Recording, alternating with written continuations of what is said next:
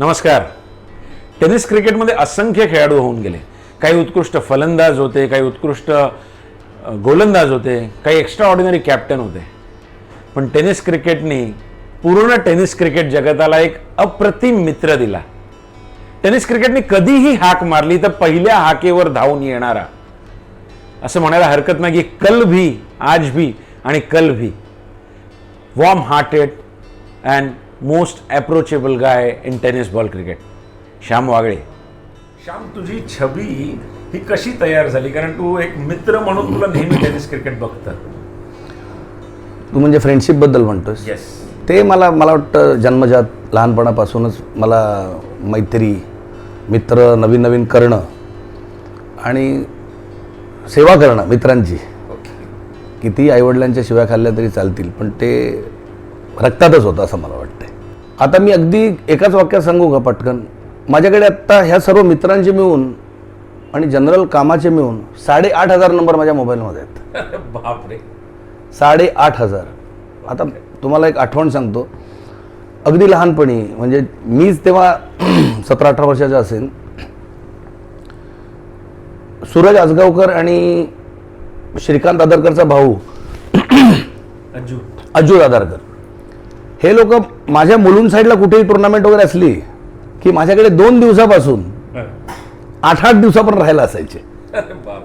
एक शॉर्ट्स, एक T shirt घेऊन यायचे, तेच कपडे धुवून घेऊन सगळे आम्ही घालून परत त्यांच्याबरोबर. आणि माझ्याकडे तेव्हाचा स्वभाव तुम्हाला सांगतो की त्यावेळी मुलुंड साईडला टुर्नामेंट असल्या की मला एक लक्ष असायचं की बाबा नर्मदा अर्जुन म्हणा किंवा वेस्टर्न साईडचे सगळे जे प्लेयर्स आहेत किंवा विरार साईडचे प्लेयर्स वगैरे कोणी असतील किंवा कल्याणचे वगैरे, त्यांना रात्री जाताना नाईट मॅचच्या नंतर घरी जायला त्यांना कसं जमणार? तेव्हा रिक्षा वगैरे सुद्धा तेवढे पैसे कोणाचकडे नव्हते, कारण तेव्हा पैसा नव्हता आमच्या टेनिस बॉलकडे. तर त्यावेळी मला सवय होती की या सगळ्या मित्रांना मॅचेस झाल्या की माझ्या घरी आणून झोपवायचं. आणि त्यावेळी मला आठवतंय की साधारण सकाळच्या वेळी 20 ते 25 मुलं हॉलमध्ये झोपलेले असायचे. फुलं आणायला किंवा कुठे काही कामासाठी दूध आणायला वगैरे आई बाबा जायचे, तर त्यांना त्यांच्यावरनं पाय टाकत असं पलीकडे जायचं, परत यायचं. मग आल्यानंतर तेवढ्या जणांसाठी पोहे म्हणा किंवा काय ऑमलेट म्हणा, हे सर्व आई वगैरे करून मदत करायचं. पण ती फ्रेंडशिप तेव्हापासून आहे असं बेसिकली. हां, तुम्हाला आता दोस्तीमधली एक आठवण सांगतो लहानपणीची. त्याच 15-16 वर्षाचं असताना रविवारी बहुतेक काहीतरी घरी जेवणासाठी आईने काहीतरी 10-20 पैसे दिले आणि सांगितलं जरा एक लादी पाव घेऊन ये. पाव आणायला गेलो स्टेशनच्या इथे, तर मुलुंड स्टेशन. तर एक मुलुंडची नामचीन टीम कल्याणला एक टुर्नामेंट खेळायला चालली होती. आणि ते सगळे, मला फ्रेंडशिपचं प्रेम असल्यामुळे ते सगळे प्लेयर्स माझ्या चांगल्या माहितीत होते. आणि मी तिकडे गेलो आणि त्यांना हाय, अरे कुठे चालले, बॅटी बिटी सगळे त्यांच्या हातात बघितल्यानंतर मला पण एकदम ते पाव विसरलो मी. आणि थोड्या वेळाने त्यांच्याशी गप्पा मारता मला म्हणाले, श्याम एक चांगली टुर्नामेंट आहे पण एक प्लेअर कमी आहे, तू आहेस का फ्री? हो आहे ना. पण त्याच कपड्यांवरती तेच 10-20 पैसे खिशात घेऊन पाव सगळे विसरलो आणि तिथे गेलो. दिवसभर ती मॅच खेळलो. ती संध्याकाळी फायनलला आम्ही काहीतरी हरलो वाटतं, पण नंतर तिकडनं आल्यानंतर काय झालं असेल माझ्या घरी हे मी तुम्हाला तर काही सांगू शकत नाही.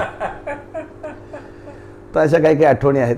आणि काय, आम्ही टिळक चौकमध्ये खेळायच्या थोडासा आधी मी शेखर आंबेडकरकडे कधी कधी प्रॅक्टिस करायला जायचो. आणि ते कांजूरमधला खाडीवर त्याचं ग्राउंड होतं. आणि शेखर हाही माझा गुरु आहे. शेखर आंबेडकर हा माझा पहिला गुरु आहे. दुसरा गुरु समजा विवेक कदम आहे. नंतर राजू मालवणकर डेम्या हे माझे त्याच्यानंतरचे गुरु आहेत. मग त्याच्यानंतर उमेश मांजरकर वगैरे गुरु नव्हते, पण उमेश मांजरकर, शंतनू, संदीप हे सगळे मित्रच होते म्हणजे. ओके. तर मी तिथे कांजूरमारला खेळायला जायचो आणि खेळायला तिकडे त्या खाडीवरती प्रचंड काळे व्हायचो, चिखलामध्ये सगळे पायबी माखायचे. पण शेखरच्या घरी आईवडील आम्हाला हातपाय धुवायला वगैरे तिथे मदत करायचे. बाजूला एक नळ बिळ होता, तिथे आम्ही सगळं हातपाय धुवतो. तर शेखरच्या प्रचंड काळ्या झालेल्या ज्या स्लीपर्स होत्या, त्या स्लीपर्स तो नंतर स्वच्छ धुवून परत नवीन कपडे घालून आंघोळ करून परत आम्ही बाहेर गप्पा मारायला, नाक्यावर वगैरे चहा प्यायला किंवा काहीतरी एखादा वडापाव खायला आम्ही भेटायचो. तुम्ही म्हटलं पांढऱ्या शुभ्र चपला शेक्या स्वच्छ धुतल्यास की काय? नाही रे, त्या मगाशी घातलेल्या ना त्या खेळायच्या स्लीपर्स होत्या. ह्या पांढऱ्या शुभ्र माझ्या ऑफिसच्या स्लीपर्स आहेत. तर काय त्याच्यामध्ये इतकं प्रेम होतं आणि आम्हाला सुद्धा आता ही गोष्ट एवढ्या वर्षानंतर मला आठवते, मी कधीच विसरू शकत नाही. छोटे छोटे इन्सिडेन्सेस आहेत ते आपण लक्षात ठेवतो. असं मध्ये आत्ता आम्ही ह्याला आपल्या तरेळेला खेळायला गेलो होतो कोकणात, वैभववाडी. त्या वैभववाडीच्या टुर्नामेंटमध्ये एक बॅट्समनचा टोना लागून उडलेला कॅच अगदी संदीपच्या जवळच होता आणि मी सँडी कॅच तिथेच बघतोय बॉलकडे. मग मी धावत निघालो, बॉलपर्यंत पोहोचलो, माझ्या फिंगर्सला टच होऊन तो बॉल खाली पडला आणि तो कॅच सुटला. ओव्हर संपली. संतू आला सँडीकडे, अरे सँडी तू काय येडाबिडा आहेस का रे, यार त्या श्यामला तिकडनं एवढा धावून घेऊन आलास तिकडे, तुझ्या हातातला कॅच घे ना. संदीपने त्याकडे असं बघितलं टिपिकल स्टाईलने, गेल्या 35 वर्षात घ्यायला दिला होता काय, आता कशाला घेऊ, नाही घेणार. तर अख्खा क्राऊड, अख्खी टीम तिकडे खाली लोळून हसत होती. श्याम, तू एवढे वर्ष खेळलास, टिळक चौकसाठी खेळलास, मॅचलेसला नंतर खेळलास, इम्पॅक्ट प्लेयर्स जर सांगायचे असतील मुंबई क्रिकेटचे तर कोण तुझ्या मते? एक तर गोलबंड्या विनोद कोरगावकर, रजनी पटेल, नाबर. या साईडला जर म्हणालात टिळक चौकमध्ये शेखर आंबेडकर, विवेक कदम, बरोबर आहे. मॅचलेसमध्ये उमेश मांजरेकर, संदीप दळवी, शंतनू गायचोर, हे फिक्स. राहुलमध्ये मी म्हणतो करुणाकर कोटियन, कॅप्टन म्हणून चंद्राचं तर नाव तुम्हाला माहितीच आहे. एक टुर्नामेंट असायची जी सकाळी हॉटेलच्या फक्त वेटर्स आणि यांची असायची. ही टुर्नामेंट असायची बोरिवलीला आणि डॉक्टर पमा शेट्टी, मी खेळलो, बरोबर, डॉक्टर पमा शेट्टी ती टुर्नामेंटची एंट्री टाकायची आणि मी कारवार कर्नाटकचा असल्यामुळे मी त्या टुर्नामेंट खेळू शकतो. करुणाकर असायचा, मी असायचो. हेलिपॅडला असायची टुर्नामेंट, हां, बोरिवली साईडला कुठेतरी असायची. आणि मग सकाळी 7-7:30ला ती टुर्नामेंट स्टार्ट होऊन 8:30ला संपायची, कारण लगेच त्या हॉटेलमध्ये काम करणाऱ्या मुलांना परत हॉटेलमध्ये जायला लागायचं ना. तर त्या टुर्नामेंटमध्ये एकदा आम्ही सेमीफायनलला पोचलो होतो आणि मी डॉक्टर पमा शेट्टीने सांगितलं होतं माझं लग्नानंतरचं पहिलं काय म्हणतात ॲनिव्हर्सरी आहे आणि मला गेलं पाहिजे, आणि मी इगतपुरीला एका ठिकाणी बुक केलं होतं आणि मी तिकडे गेलो.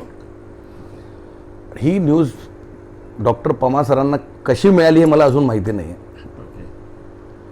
पण मला साधारण नेक्स्ट डे सकाळी 3:45 वाजता हॉटेलच्या रिसेप्शनमधनं फोन आला. आमच्या रूममध्ये असताना मी आणि बायको तिथे झोपलो होतो हॉटेलमध्ये. सर कोई डॉक्टर पमा शेट्टी आहे. म्हटलं पमा शेट्टी 3:45 बजे, आणि लगेच तयार हो गेलो इगतपुरीला.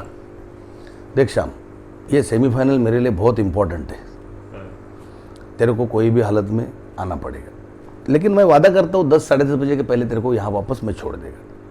अच्छा, ओके. मी होतो त्या कंडिशनमध्ये, पाणी पण तोंडात घेतलं नाही. आम्ही निघालो, इथे आलो, सेमीफायनल फायनल दोन्ही मारल्या आणि डॉक्टर पमा शेट्टीने तिथे मला सोडलं. त्यावेळी जस्ट बायको उठून अंगडाईया घेत अशी ब्रश बिश करता पोचलो मी.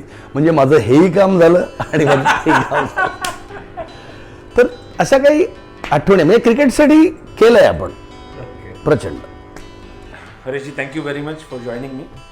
तर मी असं म्हणेन की टेनिस क्रिकेट आज जे 2023मध्ये आपण बघत आहोत, तर जे ट्रान्झिशन झालेलं आहे, so probably you were the closest.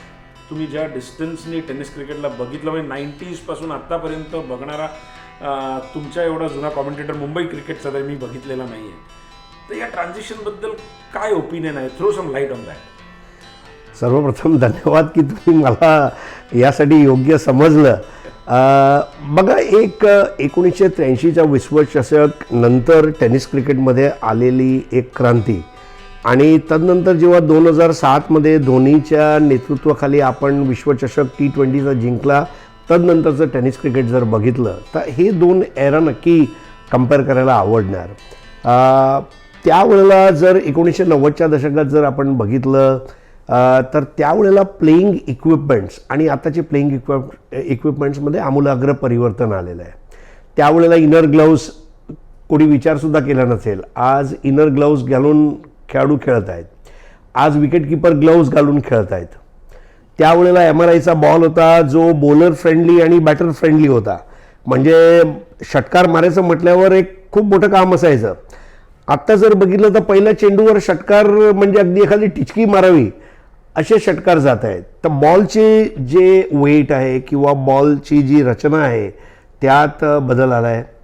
त्यावेळेला जे मैदानं असायची तर तेवढे हिरवेगार मैदान नसायचे, कारण छोटे ग्राउंड ज्याला बंद ग्राउंड म्हणतो मुंबईच्या भाषेत, किंवा असं चौकोन मैदान, त्रिकोण मैदान, गोल मैदान असे मैदान आहेत. परंतु आत्ता जर तुम्ही क्रिकेट बघितलं तर स्टेडियममध्ये क्रिकेट पोचलं आहे, मोठमोठ्या राज्यांमध्ये आता क्रिकेट पोचलं आहे, ग्रीन मॉन्स्टर खेळपट्ट्या तयार होत आहेत. आणि जे क्रिकेट एका काळी फलंदाजाची मक्तेदारी असणारं क्रिकेट असायचं आणि MRI बॉल त्यात गोलंदाजांना मदत करायचा, परंतु आता जर बघितलं तर असे जे परिवर्तन घडत आहेत जेणेकरून आता गोलंदाजाला सुद्धा मुभा आहे. आज विजय पावलेसारखा खेळाडू रत्नागिरी जेट्ससाठी MPL जिंकतो, त्यात कुठे टेनिस क्रिकेटचा सुद्धा वाटा आहे आणि त्यांनी केदार जाधवची विकेट काढली. सो दॅट इज टेनिस क्रिकेटमधलं परिवर्तन. दुसरी गोष्ट म्हणजे बक्षीस. त्यावेळेला जास्तीत जास्त स्पर्धा असायच्या 1 लाखाच्या. आता ह्या स्पर्धा अगदी 25 लाख, 30 लाख, 60 लाखाच्या घरात जाऊन पोचल्या आहेत. तर बक्षिसांची रक्कम ह्यात बदल आला आहे. ट्रॉफीजच्या साईजेस म्हणजे अगदी घरी आपण गणपती बाप्पा आणतो तशी एक मोठी म्हणजे ट्रॉफी असायची 4 फूट, 5 फूट, 6 फूट एखादा माणसाच्या उंचीसारखा. आता क्रिस्टल कट ग्लासच्या छोट्या ट्रॉफी आल्या आहेत जे तुमच्या शोकेसमध्ये मावतात आणि तुमच्या घराची शोभा वाढवतात. हा एक बदल झाला आहे. लॉयल्टी ऑफ द प्लेयर्स म्हणजे उमेश मांजरेकर म्हटलं की मॅचलेस, भरत वाघेला म्हटलं की बंड्या बॉयज. आज असं म्हणता येणार नाही. आज जरी ओमकार देसाई सँडी SP म्हटलं, पण आज क्रिकेटची डिमांड अशी आहे की ओमकारची टीम समजा खेळत नसेल तर त्याला दुसऱ्या टीममधनं आता कॉल आला तर त्याला जाऊन खेळावं लागते. तर एक काळ असा होता की टीम आणि खेळाडू, खेळाडू आणि टीम, आणि आता जे आहे ते वेगवेगळ्या टीममधून खेळतात. मगाशी रविचंद्रन अश्विनने खूप चांगली गोष्ट सांगितली जे मला ते नमूद करावीशी वाटते.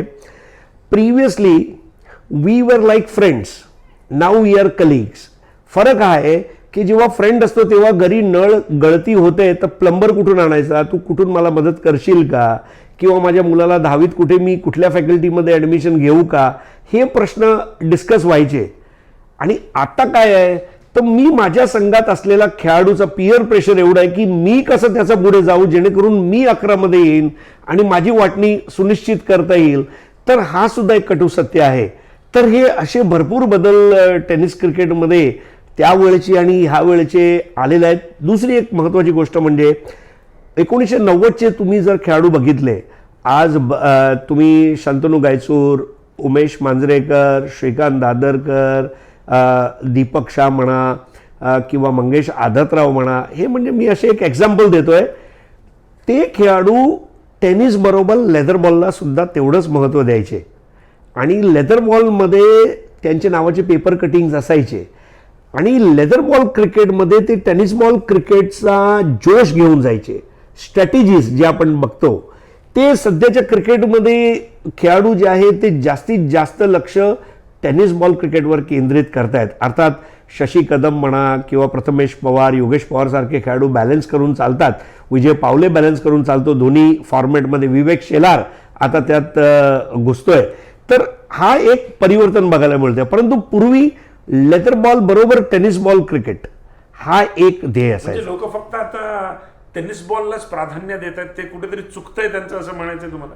नाही, मुळीच नाही. कारण बघा, दिवस बदलतात. आज भारत IT क्षेत्रात काय होतं आणि आज काय आहे, आज आपला GDP पूर्वी काय होतं आणि आज काय आहे. परिवर्तन ये संसार का नियम है, भगवद्गीतेत म्हटलं आहे. तो मुझे कभी ऐसा लग रहा है तुषार कि आज का जो क्रिकेटर, उसने अगर आज के जनरेशन के हिसाब से जन्म लिया है तो उसने कोई गलती नहीं की है. अगर आज टेनिस क्रिकेट में इंडिया के टॉप के 8 या 10 प्लेयर साल के अगर 10 से 12 लाख रुपया कमा रहे हैं तो इज्जत की रोटी खा रहे हैं. वो एक अपना स्किल दे रहे हैं जिसके बदले में उनको एक फीस दी जा रही है. तो मेरे ख्याल से वक्त के साथ बदलना जरूरी है. Harish ji, you have seen so many players. You took few names. You might not remember everybody at this point in time. But if I ask you to choose pick one player, only one, tennis ball cricketer of Mumbai, whom will you pick and why? यार ये तो It is बहुत only one. It is only one. No बहुत बहुत second one. बहुत बड़े धर्म संकट में आपने मुझे डाल दिया है, लेकिन क्योंकि एक ही नाम लेना है, सबसे पहले तो मैं माफ़ी चाहता हूँ मेरे जितने भी दोस्त हैं, क्योंकि कोई एक का नाम लेना है और वो भी मुंबईकर का नाम लेना है। तो मेरे ख्याल से ऋषिकेश वैद्य ये एक मेरी चॉइस रहेगी। उसकी कई वजह है, style, grace, elegance, ability to score runs. Rishi को बहुत कम लोगों ने बॉलिंग करते हुए देखा है, बट क्रूशियल सिचुएशन में रन बचाने के लिए जैसे भारत तेंदुलकर को यूज करता था, अगर कैप्टन ने ऋषि की टैलेंट को पहचाना और उसको बॉलिंग दिए तो Rishi has come with flying colours in bowling department as well. Very useful wicket keeper, sharp brain, acumen of cricket, very important, highly educated, और सबसे बड़ी बात है पर्सनल लाइफ और प्रोफेशनल क्रिकेट लाइफ दोनों को बैलेंस करके चला। आज वो बतौर प्रोफेसर एक अच्छे करियर में एक सेल्फ एम्प्लॉयमेंट के अंदर है।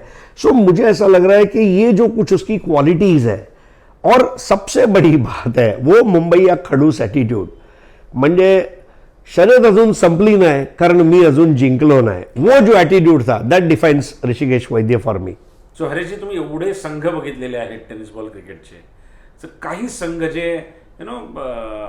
Will remain with you in your mind for their best performances, तर काही संघ ज्यांच्याबद्दल तुम्ही बोला। So if you ask me honestly, एक काळ असा होता की राहुल मॅचलेस हा जो द्वंद्व असायचा, किंवा राहुल प्रेसी प्लेबॉय, म्हणजे रमेश शर्मा आणि चंद्रकांत शिंदे यांचा जर जुंपली मैदानात तर मला अक्षरशः अंगावर काटे यायचे। आता कॉमेंट्री करताना बोलायचं तरी काय, कारण दोघेही माझे मित्र, दोघांचा कॅप्टनशिपचा अप्रोच वेगळा। चंद्रकांत शिंदे संघाला मागे राहून राहून राहून फॉलोअप करत, तुला करायचंच आहे शशी, तुला खेळायचं आहे, बॉन्ड तुला धावा काढायचे आहेत, पतल्या तुला विकेट घ्यायचेच आहेत, इम्पॅक्ट स्ट्रॅटेजी बनवणारा असा एक राहुल संघ, जो क्रिकेटचा इतिहासातला मला वाटतं एक दादा संघ म्हणावा लागेल, तो माझ्या लक्षात राहील। Matchless was always an autopilot unit, म्हणजे ह्या संघामध्ये कोणाला काय करायचं आहे ते कधी सांगावं लागायचं नाही। म्हणजे उमेश मांजरेकर, शंतनू गायचूर, संदीप नारकर, प्रवीण तांबे, सचिन जगताप, श्याम वागळे, शानबाग ब्रदर्स, म्हणजे शेखर देशपांडे असे खेळाडू। आणि हे दोन संघ दादा संघ असताना इतर संघ खिसगणतीतही नव्हते, परंतु त्यात येणारा अमृत 11 म्हणजे साईनाथ म्हणा, राजपूत म्हणा किंवा अमृत म्हणा, लॉयड साटम, राजन साटम यांनी तयार केलेला संघ, म्हणजे ऋषी वैद्य म्हणा, नासिर म्हणा, भूपेन म्हणा, निशी म्हणा, सुशांत मांजरेकर म्हणा, किंवा लॉयड स्वतः गरज असायची तेव्हा लॉयड उभा राहायच्या मैदानात, भूपेन, आऊ, भरत मेहर, म्हणजे हे तीन संघ लक्षात राहतील। परंतु एक संघ जो माझ्या लक्षात नेहमी राहणार तो आहे म्हणजे बंड्या बॉईज। कारण बंड्या बॉईज आणि नर्मदा अर्जुन ज्या वेळेला 50,000 लाखाच्या स्पर्धा हे संघ खेळायचे, राहुल, मॅचलेस, अमृत, टिळक चौक हा सुद्धा एक दादा संघ, याला विसरता येणार नाही। विवेक कदम, शेखर आंबेडकर म्हणा, जितेंद्र देवरुखकर म्हणा, चॉमी म्हणा, परंतु बंड्या बॉईज एक असा संघ होता, बंड्या बॉईज आणि नर्मदा अर्जुन 5,000, 10,000 आणि 15,000च्या स्पर्धा खेळायचे, आणि त्या स्पर्धेतून जिंकलेले प्राइज मनी घेऊन ते भिडायचे 50,000 लाखला। म्हणजे आमचे स्वप्न मोठे आहेत। तर मला अजूनही आठवतंय भरत वाघेला, मंदार गरुडे, विजू मोरे, मनीष सावंत, बाबा, संतोष बंड, म्हणजे संतोष बंड लोकांनी मॅनेजर म्हणून बघितलाय, मी त्याला शांतनू गायचूरला पहिल्याच चेंडूवर गोपाळजी इम्रान शाळेवर यॉर्करवर बोल्ड करताना बघितलंय। तर बंड्या बॉईज वॉज अ पॉवर। आणि एक काळ असा होता की ह्या टीम्समध्ये कॉम्प्रो नसायचे, म्हणजे टसन असायची, आमची आणि त्याची लागली ना ठीक आहे, एक तर तू 1 लाख घेऊन जाणार, तर एक तर मी 1 लाख घेऊन जाणार।